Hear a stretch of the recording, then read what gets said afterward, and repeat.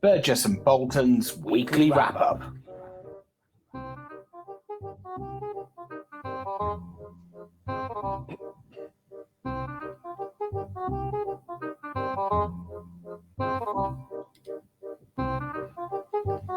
Hello, Jeremy. Happy Friday. Hello, Ben. Yes. Happy Friday. Happy 1st of July. I know everybody says Halfway that, through but the year. true. It's going incredibly quickly. How did that happen? Incredibly quickly. I don't know. It's crazy. That's fine. Yeah.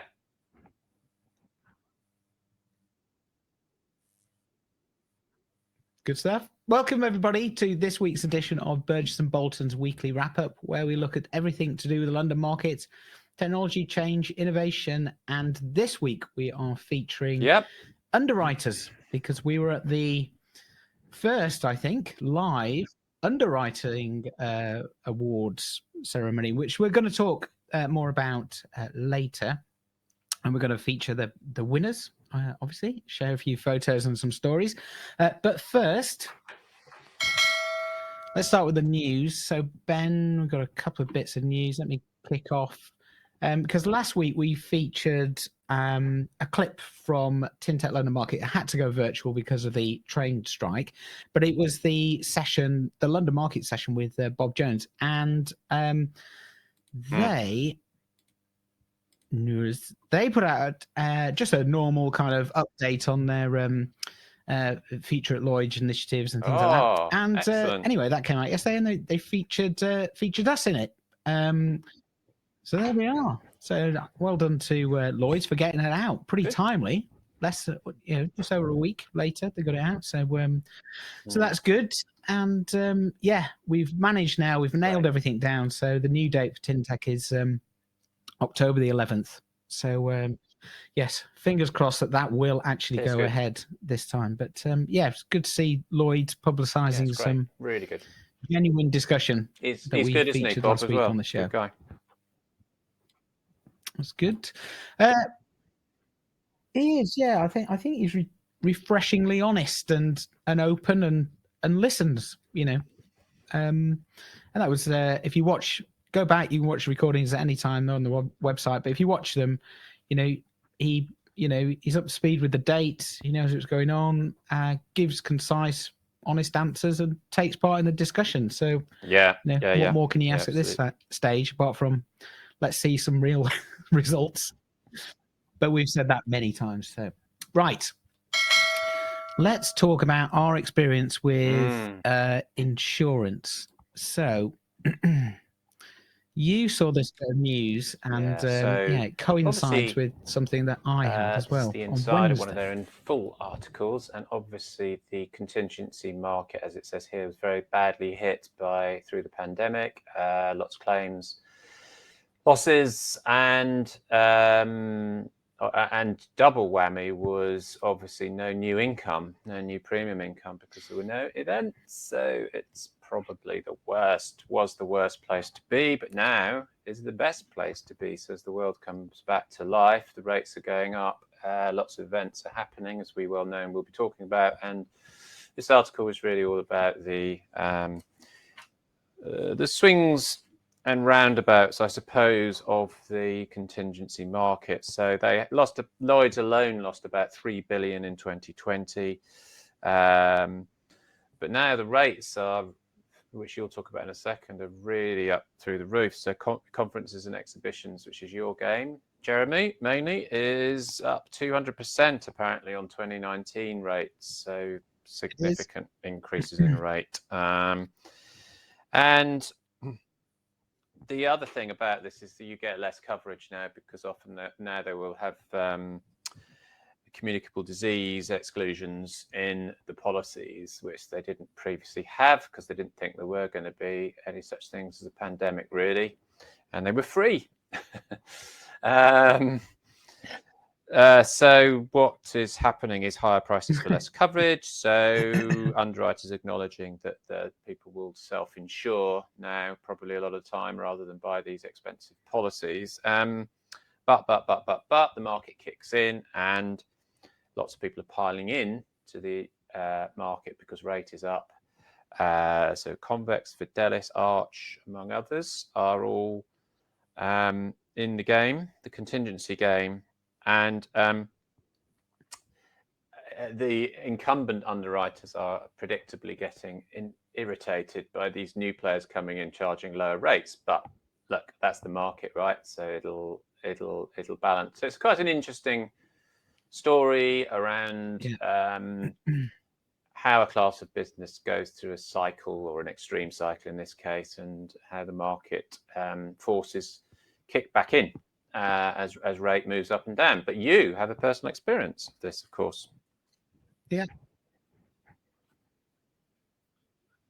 I do. And as you all know, we had to move Tintec last week into the autumn, which was very expensive for us because obviously we had to pay for the venue and all the marketing that had already happened and everything else that was paid for. We lost all that money. So we thought, well, perhaps we should look into getting some event insurance, which we've never had before, because we self-insured. We had a look at the risk and we didn't think it was kind of worth it, or if we did, we could make our own plans. So we got a quote back on Wednesday after the broker kind of just wanted some basic information: how many events, how much revenue, how many people were coming, what were the name of the venues, that type of thing, kind of standard stuff. And then came back with a quote, and it's not just a quote, it's 7 really long PDF documents that are quite difficult to digest and understand, even though I know a little bit about insurance. I've been worked in it. And there are so many, as you say, exclusions, but also so many other kind of added kind of additions that you wouldn't really think about. And you go, okay, well, that's useful to know and give you something to think about. But then on reflection, you kind of look at the process that I've been through, and never once did the broker say, okay, where is the risk in your business? You know, what are these events about? You know, are you able to move them? Are there things that you could do to bring down the cost of the premium? Because it was a lot of money. And so now I think what we've realized is it's only the events in the second quarter of the year that are at risk of us losing, you know, a lot of money. So we can go back to them but it's kind of, you know, it comes back to the article, you know, that they are coming at it from, well, give me these facts and figures. We will then find a product that matches that, not, hey, let us understand your business a little bit more, and then we can then advise you on where the risks might be and what perhaps you should be thinking about, rather than the projects you should be. I mean, I was just going to say on that one, quite interesting. And you've had a similar experience as well, haven't you? Going on at the moment, which you reflect on, is the retrieval of lost income, historical lost income, which is very obvious since we've had a pandemic, and people can see that both in airlines and so on. But we've talked about this, but you have to balance that off against some kind of customer service, because you can't just simply say we've got to retrieve the lost income and not still deliver the value of the product. And I think that's where the balance is quite often being lost at the moment. I think it doesn't matter. I mean, it doesn't matter as much with commoditized things in a way. So cheap airlines and things will always be cheap, and people will always try and get the cheapest deal, and they're not necessarily, they'll put up with the poor service and the thing, as long as they can just get to the destination. So you could to some extent, and there's always a limit, I think, maybe it's been reached in some places now, where it starts to damage the industry itself. But I think it's that there's quite a lot of that in insurance, about almost the feeling that they're trying to retrieve these losses through the first phase of the recovery of the market, which means that you are in essence unfairly paying up front to to fill in the hole that they've got. And that's, as I say, I think that's understandable, but I think you have to balance it off. And the second thing, I think, is your idea about customization, and it always strikes me that there is so little, everything is one size fits all in this industry. And I've had been dealing with a procurement issue this week about asking me to have cyber coverage of up to 5 million, which is usually reserved for businesses that are 1 billion plus, not businesses of my size. So, but it's just the mentality, I think, that there's no real tailoring.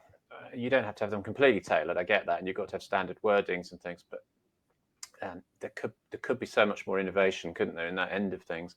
And then, just my example, very briefly, is that I had a bereavement. So I was on holiday, and I made a claim for just in the last couple of weeks, for some lost flights, and I went through an automated process, which was offered to me when I went on my mobile.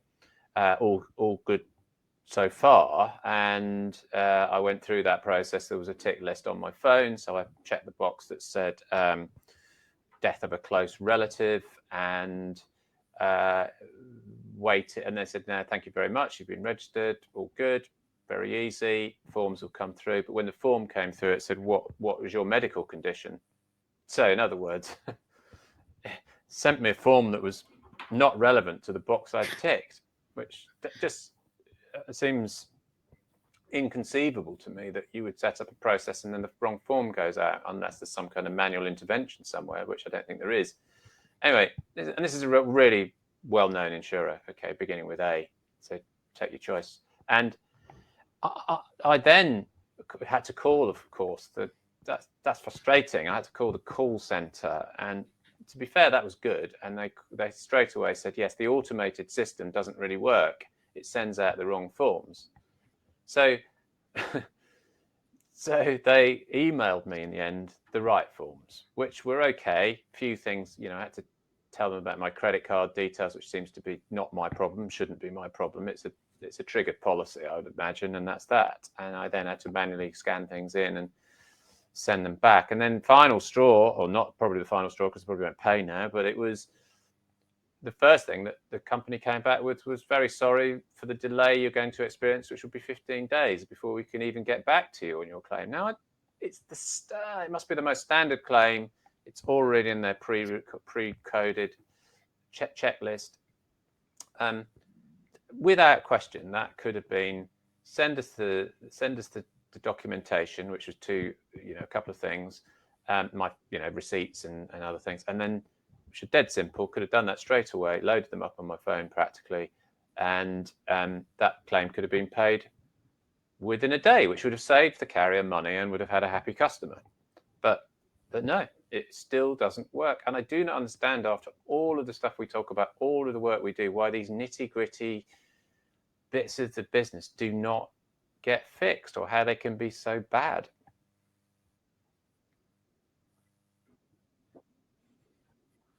Yeah, it is astonishing. And we try and always highlight the positive, but then when you have a couple of experiences like we have, there must be thousands upon thousands of that. Don't, it's embarrassing. Every year from one insurer alone, but probably tens of thousands across the country. And it does not compute for me that nobody could have picked up that error. But the call center was already aware of it. So you had a human needing to intervene and to be used, and at cost, to do that. But what must be happening is nobody is bothering about the cost of that. Nobody is seeing that as a cost. I mean, I'm sure people are. Yeah. But for some reason, it doesn't get fixed. But multiply that sort of inefficiency across the whole industry on one type of claim, and it's huge, isn't it? It's huge. Anyway, it's quite disappointing. Yeah. Yeah. So let's move on to another sector that is having a funny old time. So well, Uber becomes a standard taxi company. Another full circle back to the future. What we were promised with Uber at the beginning, and it was good for a while in the honeymoon period. You get the Uber, off you go. Everybody talked about it being the best thing since sliced bread. But it was a digital play, and we've gone through all that argument. Not going to go through it again. But now, of course, if anybody's tried to get an Uber recently, it's a big letdown. They don't turn up, they cancel you the last second or last minute, you wait around. So it's a bit like cab companies have always been, but worse, because you're hanging on this digital thing and you're now at their mercy. So of course now they've come out with this, which is, hey, you can, the innovation of it, it's incredible. You can reserve a taxi a few days in advance. I've never heard of such a thing. What a days in advance company Uber is. You just don't know what they're going to come up with next, do you? It's really incredible. And guess what? Do you know what it does? It gives you more certainty, so you can relax on the day of your trip. Well, wow, brilliant! Well, that's a huge enhancement to their current service, which is you can basically have the stress of standing outside in the middle of a city at 11 o'clock at night with nobody turning up for an hour. Anyway, well done, Uber. You've gone through that whole process, wasted all that money and our time, and you've just become a standard taxi company.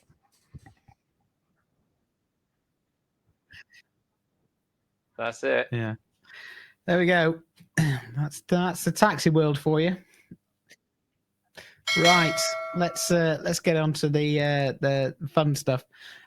So this week, as I was saying, we were at the awards, London's leading underwriter awards, and it was a really good evening, Ben, wasn't it? It was a lot of fun. I introduced a few people who gave talks, but perhaps we can just start by, well, me asking you, what is it all about? What were the awards really for? I suppose for about 7 years now, and we basically, from our other surveys, we started measuring the reputation of individuals. The most respected underwriters started off with brokers, and then we added the peer group, other underwriters, and we have a sort of mixed approach now where we blend the results between underwriters and brokers to produce this ranking of the top underwriters class by class.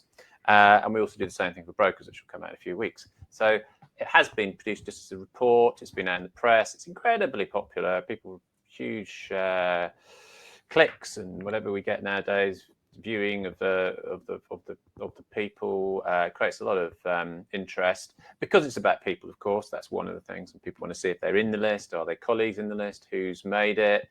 They want to chat about whether the person at the top should be at the top or it should be someone else. So, but there's that's that. But it also measures the bench strength. So it has a brand element to it, which is what was the people strength, the talent strength, if you like, of an organisation, class by class and overall. So that element of it for us is really the most important. But the popular bit, of course, is the people themselves. And actually, I say the popular bit, it's also, that's where we get the data about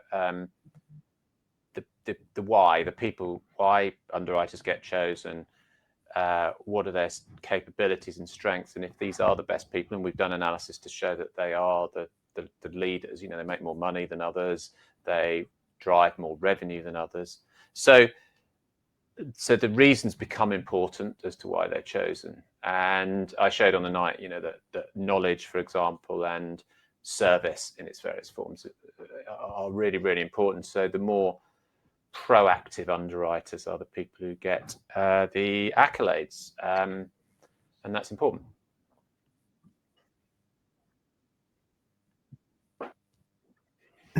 Definitely. And it was good night. We had well, before we get into the awards, we that was the best one. Like, can you believe that? The best picture. Thanks for choosing pictures, Ben. The raging bull. The raging bull. It's like you had a few rowdy people in the audience. Could you shut up? Yeah, here we are.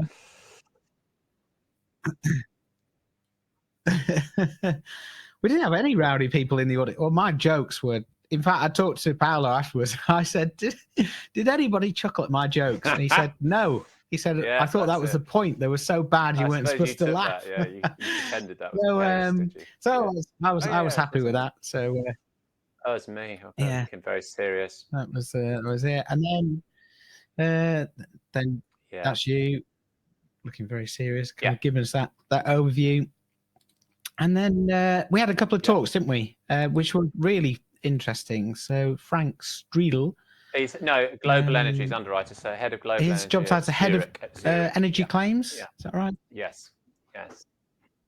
Sorry, Zurich. That's right. Sorry. And he was talking about talent, wasn't he?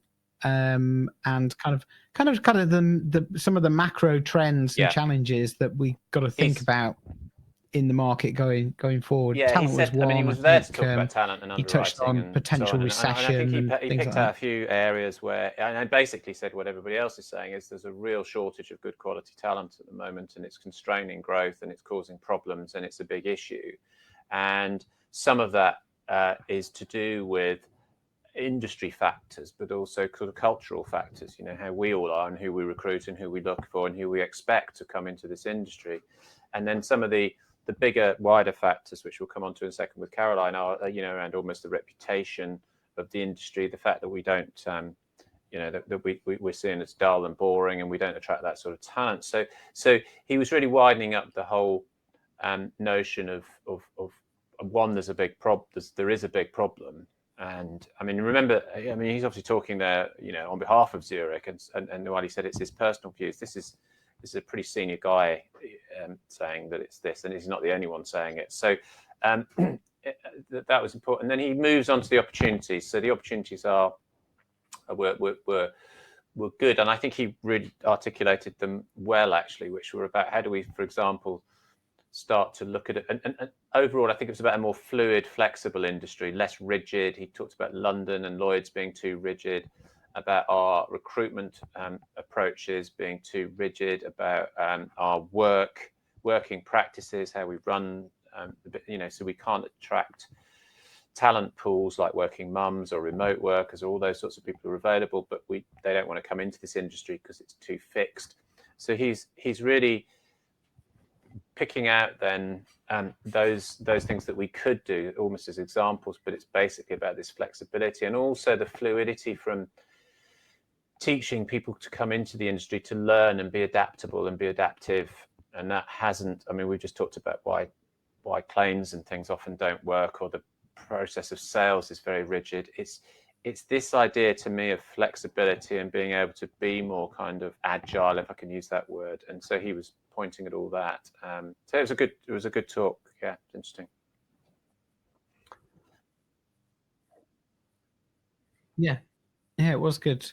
And then we had Caroline, who is always great at being able to deliver a message. I remember there was a couple of things that stood out for me when she was speaking with, when she went through kind of the demographics in the market, and basically there was so many over 50s.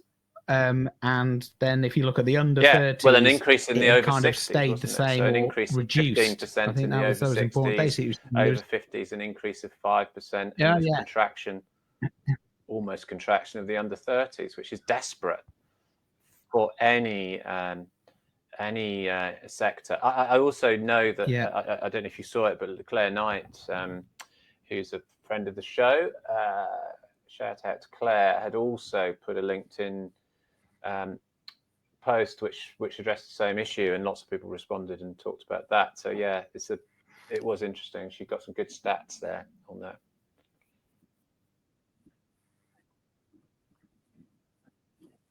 Yeah, it was really good. and she talks really well about the language and just breaking out of some of the traditional things we do. Yeah, I think she was talking specifically about adverts as an example. When she read an advert for an underwriter, she literally had no idea what they wanted, because it was just cut from an advert from 15 years ago or something. Close people out of the industry because they didn't understand what you're talking about at all. Property FAQ, for example, she used that as an example, and then the other thing, which quite a few people are also talking about, is about just people who fall into the nobody's chosen the industry. I think that's true of quite a few. Many sectors, actually. I think at any given time there's only a few sexy sectors, but I get the point. I still take the point. It's very important that some people choose insurance. So it's either nepotism or whatever, or you just happen to end up here by accident. And she asked the room, and only one person in the whole room out of whatever it's 60, 70 people or 70 or 80 people had put their hand up to say they'd chosen the industry. I wish she'd have dressed up in a bit more, a bit less of a sort of dressed down way. I think that was my only disappointment there. You know, if you're going to present this sort of message, I mean, you need to sort of, you know, not be in the classic city, boring grey suit type of approach, isn't it? You do, and that was you need to make a statement, she herself said.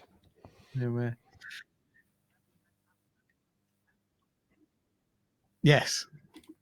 That was great. That was great fun. And then we got onto the awards, didn't we? And let's run through these in no particular So it's one of our spotlight awards. So these are discretionary awards. We don't have this every year because otherwise it would possibly be a bit patronising to always have a women's award. But we have done this because the gender balance has been so poor. And we decided a few years ago, in consultation, I would say, with a lot of women underwriters and great and the good, saying, yes, I think that's generally on balance a good idea. Shame we have to do it. It's a good idea. And so this is the individual leading female underwriter of the year. Last year held by, so it's Rachel Sabaton, yes, from Canopius. And she was delighted. She was pleased, really pleased.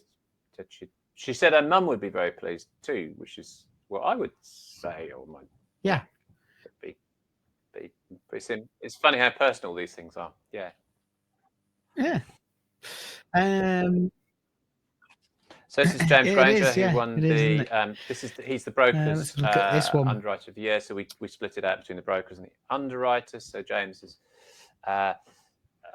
he is has been in the listing for quite a long time. But interesting because Dominic Hoare used to top the energy listing at Munich Re, and James was. I suppose he'd mind. I didn't ask him, but I suppose James was his protege to some extent and has come through. So it's a great example of succession planning gone right. And James is just so important for Munich Re and very solid. You know, and he's carried on in Dominic's kind of footsteps. And has got brokers underwriter of the year. So he's good. Another energy guy. Lots of energy people.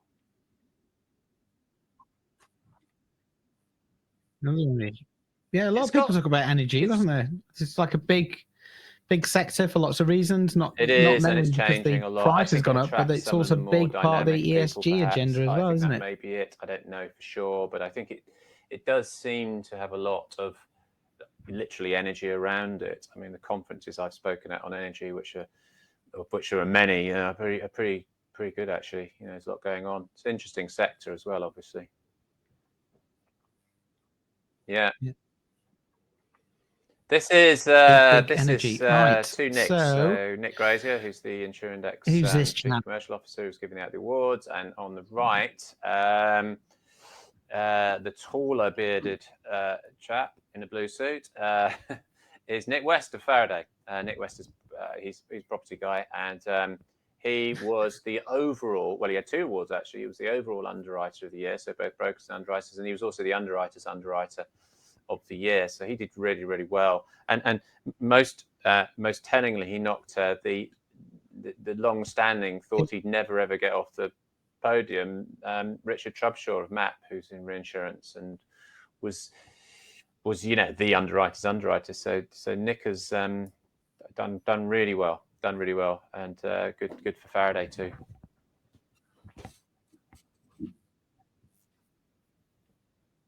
Yeah, definitely.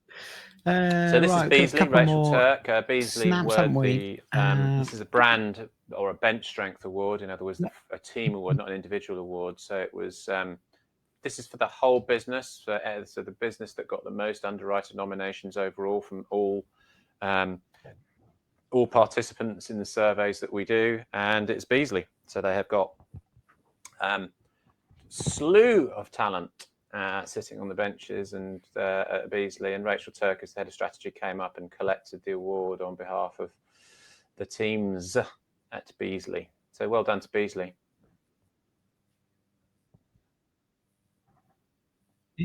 So, and now this is on to Liberty, who also did very well on the night. So Liberty Specialty Markets, they have been a building brand over many years, and they've been, I know because I work with them, they've been conscientious and methodical, and I think they got a lot of reward this year. So, so this is Leslie Harding, and she is, guess what, Global Head of Energy.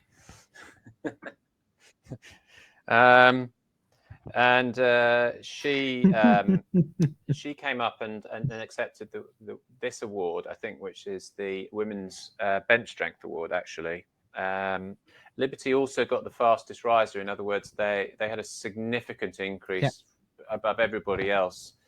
I think it was over 40% increase in the number of underwriters nominated this year. So they were the fastest riser, which for a big established institution like Liberty is amazing, really, because for a couple of years before it had been Convex, and you'd expect it to be a new play, but they were getting more and more nominations, which is a great thing for them. So Leslie came up and did this, and she did really nice talk, a few words actually about both the importance and the pleasure she took in getting the Women's Award for diversity and inclusion, but also saying what a brilliant industry it was to work in, and people should know more about it. She did exactly what Caroline was asking, which she advocated for the industry so well on the night, I thought.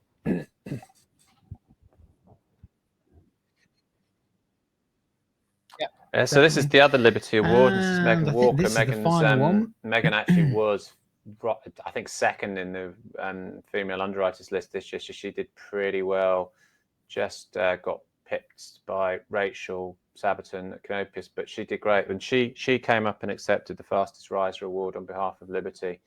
So yeah, great job. And that aviation team at Liberty, wow, they're really good. You'll see them next week because the insurer's featuring all the awards, and they are a top performing team too. That's the whole. Yeah, so people got their teams along, as you'd expect. Definitely, and there's a few really nice shots of and everybody. You've got, I think it's the Beasley team. There you go, the Beasley team. So they were another one as well. They were pleased. They look pleased.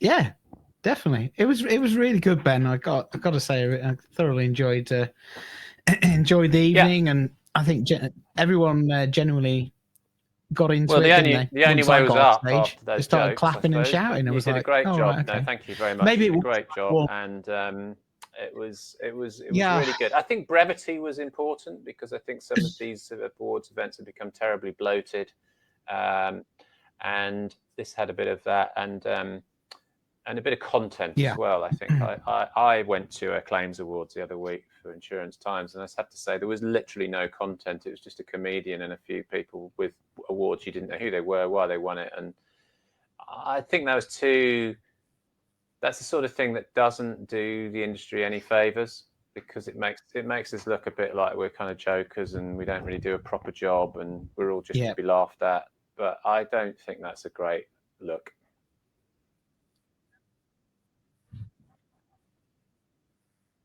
Yeah, no, I enjoyed it. It was quick, and it was good, excellent. Right, thanks for that, Ben. So let's get on to this weekend. So I've actually got. I know, so good. Here, Ben, today it starts. The tour. Yes, it does. I thought it was starting tomorrow, and I was like, "Hang on a minute, it's the 1st of July today." So the tour starts 4 o'clock this afternoon. 7 miles around Copenhagen. Not as fast as it's a short stage. So we're not short of news in the next month, are we? Now we might be lapped several times, but I'm hoping. Yes, it has been. That's been very good. The tour, the tennis has been amazing. I watched it last night. Incredible stuff. Both the women's and the men's games. Yes, another issue. I've been surprised there's been seats available. I don't know if they've got the digital tickets for you, but then you can't download them properly because there's no Wi-Fi reception in Wimbledon. How can there be no Wi-Fi in Wimbledon? Yeah.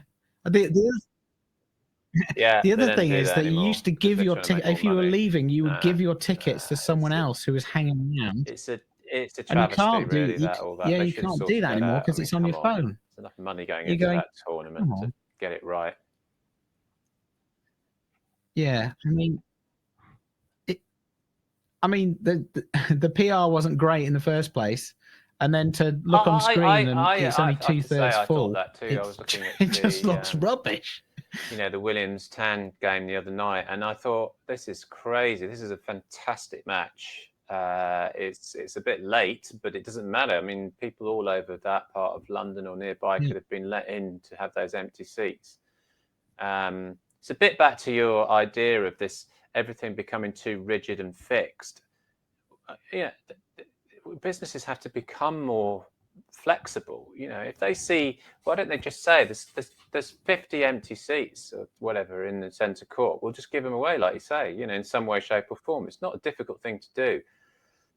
Yeah.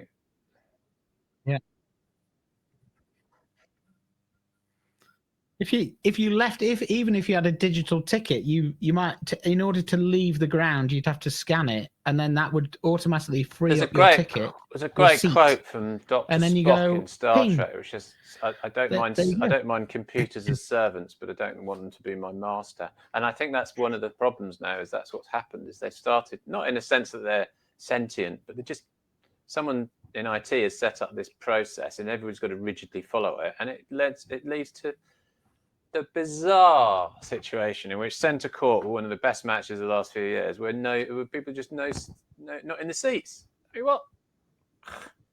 Dear me. Yeah. It's crazy. So we've got plenty to look forward to this summer. I'm going to give a shout out as well. It's John Muir's birthday this Thursday. I can't go to it, I'm afraid. Well, I know you'll be there. I can't. John look after the pre-birthday, and if he's listening in, we'll see him there. Have a laugh on the roof of that building, which always terrifies me when I've had a couple of glasses of wine. I think that's where I'll end my days, falling off that building at John's party. Yeah. That's right. Yeah. Get those old people out of there goes another. Send them to John's party on the roof of that pub. That'll get a good proportion of them. Because that was Caroline's message, wasn't it? Just leave the industry. For God's sake, go. Yes. Could you leave the industry now? For God's sake, go. Yeah.